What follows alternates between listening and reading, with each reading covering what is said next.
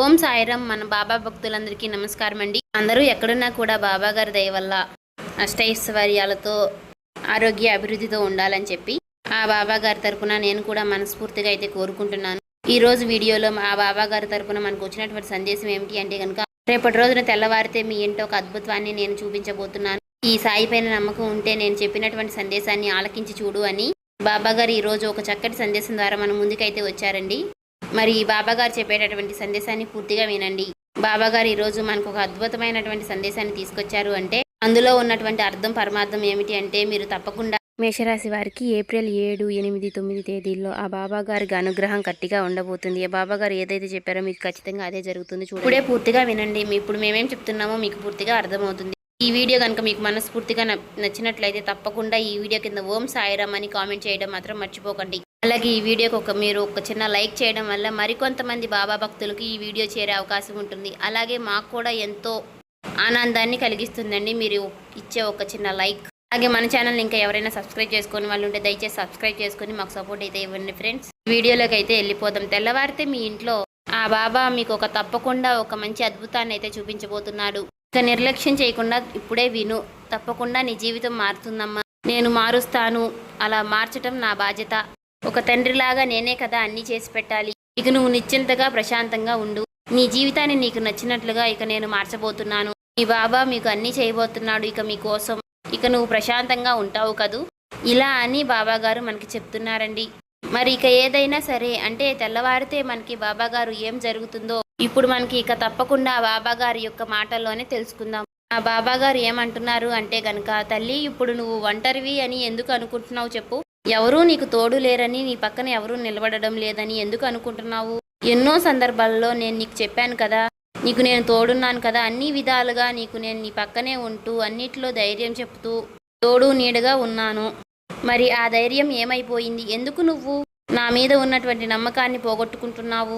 ఎందుకు నువ్వు ఎప్పుడూ కూడా ఒంటరిగా ఉన్నాను అని దిగులు పడిపోతూ దిగాలుగా ఉంటున్నావు? అసలు నువ్వు అలా అనుకోవద్దు. ఏకాంతంలో ఉన్నాను అన్నట్లుగా నువ్వు జీవిస్తున్నావు కాబట్టే 4 గోడల మధ్య కూర్చుని కన్నీటి రూపంలో నీ బాధను బయటికి పంపిస్తూ, నాకు తోడుగా ఎవరూ లేరు, నా బాబా కూడా నన్ను వదిలేశారు, ఇక జీవితం అంతా కూడా నేను ఇలా ఒంటరిగా ఉండిపోవాల్సిందే, ఇంకా నాకు తోడుగా ఎవరూ రారా అని ఇలా నువ్వు రకరకాలుగా నీకు నువ్వే ఊహించుకుంటూ ఉంటున్నావు. నీలో నువ్వే కృమిలిపోతూ ఆలోచనలు చేసుకుంటూ ఉంటున్నావు. అందరితో కూడా ఎంతో ప్రేమగా ఉంటున్నావు కదా, నా బంధాన్ని ప్రాణం కన్నా ఎక్కువగా ఇష్టపడుతున్నారు కదా, ప్రతి క్షణం నా బంధాన్ని జాగ్రత్తగా చూసుకుంటూ ఉంటున్నానే. అలాగే నా పిల్లలకు ఏ బాధ వచ్చినా, ఏ కష్టం వచ్చినా, ఏ అనారోగ్య సమస్యలు వచ్చినా సరే నేను వెంటనే ముందుకు వచ్చి, బాబా నాకు ఎందుకు ఇలా జరుగుతుంది అని, నా పిల్లలకు నాకు మంచి ఆరోగ్యాన్ని ప్రసాదించు అని, నా పిల్లలు బాగుండాలి, నా కుటుంబ సభ్యులు సంతోషంగా ఉండాలి అని, ఇలా ప్రశాంతంగా ఉండాలి అని నేను ప్రతి క్షణము కూడా నేను నా బిడ్డల కోసం, నా బంధం కోసం, నా కుటుంబ సభ్యుల కోసం క్షణక్షణము నేను తలడెళ్ళిపోతున్నాను కదా.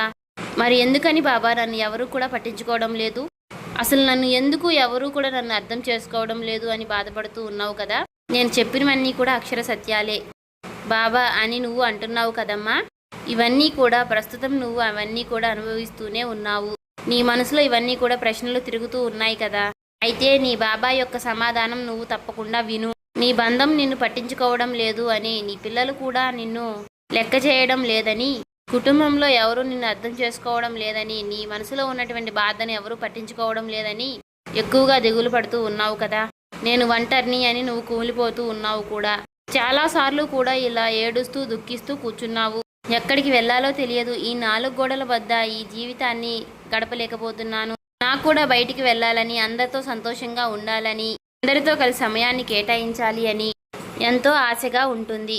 కానీ నన్ను అర్థం చేసుకోవాల్సినటువంటి నా బంధమే ఇలా నన్ను దూరం పెడుతున్నప్పుడు నేను ఎవరికి చెప్పుకోవాలో నాకు అర్థం కాక ఎంతో దిగులుగా కూర్చున్నావు. నీకున్నటువంటి బాధను ఎవరు కూడా ఎప్పుడూ కూడా పట్టించుకోవడం లేదని నువ్వు ఒంటరిగా కూర్చుని కుమిలిపోతూ బాధపడుతూ ఉంటున్నావు. చూడమ్మా, ఇక నువ్వెప్పటికీ కూడా ఒంటరివి అని అసలు ఎప్పుడూ కూడా బాధపడకు.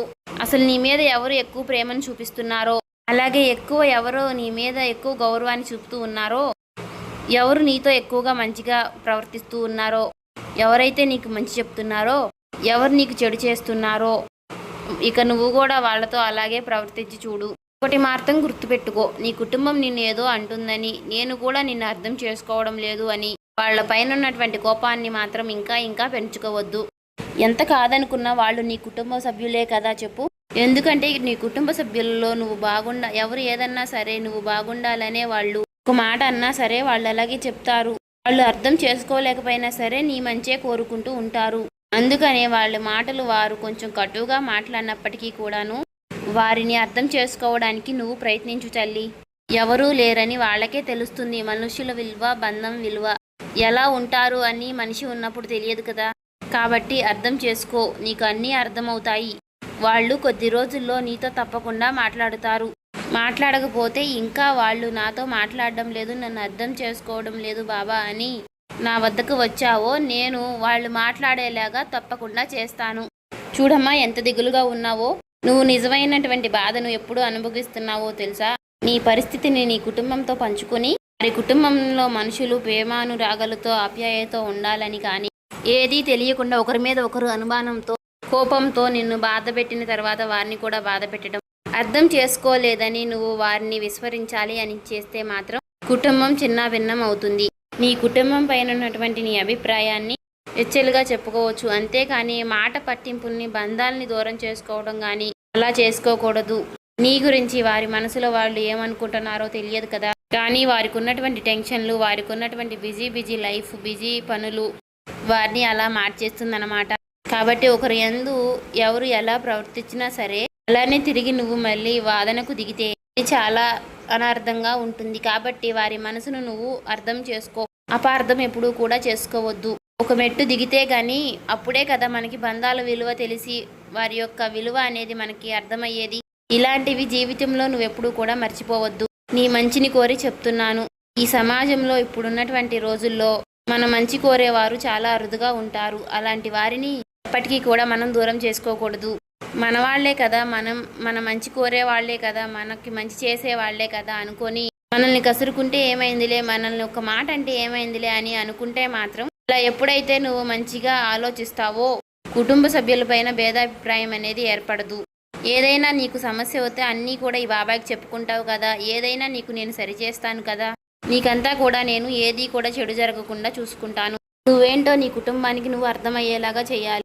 అంతే కదా, సరే నేను అలానే చేస్తాను. దానికోసమని నీ బంధాలను నువ్వు దూరం చేసుకోవద్దు.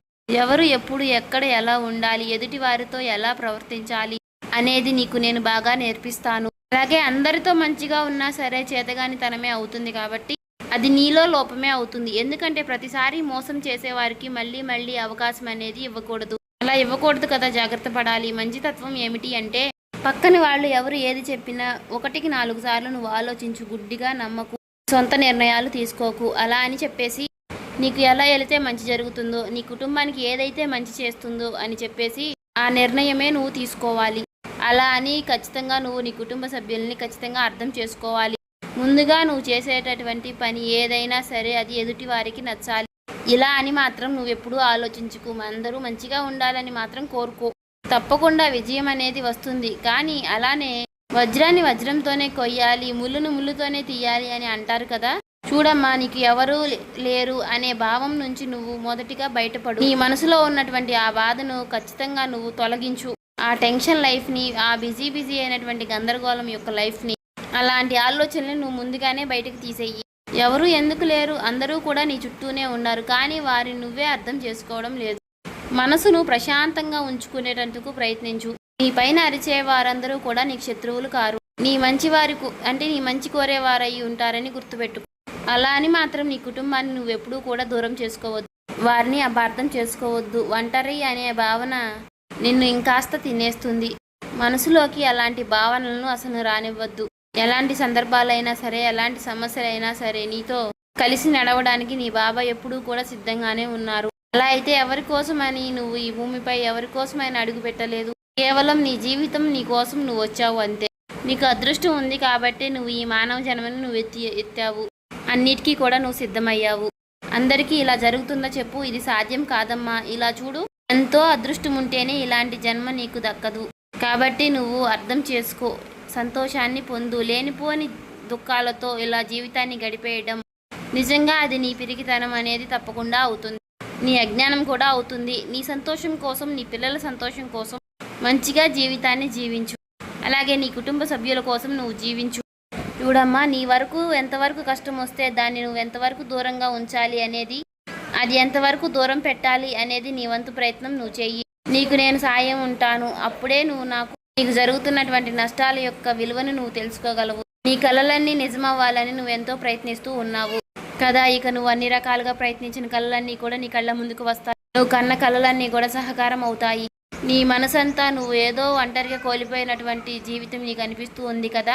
కానీ నీకు అన్ని రకాలుగా ఒకటి మాత్రం నువ్వు గుర్తుపెట్టుకో, నువ్వు ఈ భూమిపైన అడుగు పెట్టేటప్పుడు నువ్వు ఒంటరిగానే వచ్చావు, అలాగే వెళ్ళేటప్పుడు కూడా ఒంటరిగానే వెళతావు కదా. ఎప్పుడూ కూడా ఒకరిపైన ఆధారపడకూడదు. నీ కాళ్లపైన నువ్వే నిలబడడానికి ప్రయత్నించు. నీకు తోడుగా అండగా ఈ సాయి ఉంటాడని నువ్వెప్పుడూ కూడా మర్చిపోవద్దు. జీవితంలో ఎంతోమంది నాటకాలు వేస్తూ ఉంటారు. అంటే మనతో బాగుంటానే మనతో నటిస్తూ ఉంటారు. అంటే అందరూ కూడా మన మంచి కోరేవారే ఉంటారని నువ్వు మాత్రం జీవితంలో మోసపోవద్దు. ఎందుకంటే అందరినీ నమ్మేసి నువ్వు చాలా మోసపోతున్నావు. ఇది ఒకటి మాత్రం గుర్తుపెట్టుకో బిడ్డ. ఇక రాబోయే రోజుల్లో కూడా నీకు అంతా మంచి జరగబోతుందని నీ బాబా నీకు చెప్తున్నారు. చూసావు కదా. ఈ వీడియో నీకు నచ్చినట్లయితే లైక్ చేసి సబ్స్క్రైబ్ చేసుకొని వాళ్ళు ఉంటే సబ్స్క్రైబ్ చేసుకొని ఓం సాయిరామ్ అని కామెంట్ చేయండి. ఇంకా మీరు ఒక లైక్ చేయడం వల్ల మరికొంతమంది బాబా భక్తులకి ఈ వీడియో చేరే అవకాశం అనేది ఎక్కువగా ఉంటుంది. అలాగే మీరు ఒక లైక్ చేయడం వల్ల మాకు కూడా ఎంతో సపోర్టివ్గా ఉంటుంది.